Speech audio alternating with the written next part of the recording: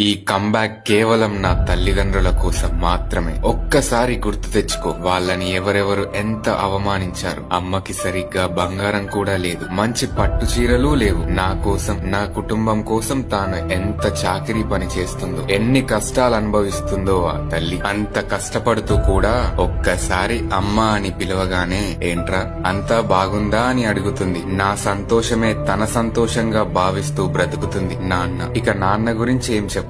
చిన్నప్పటి నుంచి నరకాన్ని అనుభవించాడు, గుండెను రాయి చేసుకుని బ్రతుకుతున్నాడు. ఎన్ని కష్టాలు వచ్చినా మనకి మాత్రం తెలియనివ్వడు. అమ్మా, నాన్న, ఇంకొద్ది రోజులు ఆగండి, నేను ఈసారి తప్పకుండా గెలుస్తా. ఇకపై సమయాన్ని వృధా చేయను. ఈ కంబ్యాక్ కేవలం నా తల్లిదండ్రుల కోసం మాత్రమే. ఈసారి గీవప్ అస్సలు ఇవ్వను. నేను సక్సెస్ అయి నా తల్లిదండ్రుల ముఖంలో చిరునవ్వు చూసేంత వరకు కష్టపడుతూనే ఉంటా.